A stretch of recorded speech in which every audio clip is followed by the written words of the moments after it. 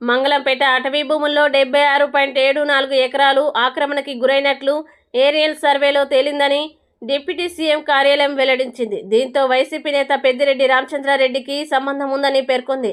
ఆక్రమణదారుల పేర్లు, కేసుల వివరాల్ని అటవీ శాఖ వెబ్సైట్లో పెట్టాలని, వారిపై కఠిన చర్యలు తీసుకోవాలని డిప్యూటీ సీఎం పవన్ అధికారులను ఆదేశించారు. సీఎం చంద్రబాబు క్యాబినెట్కి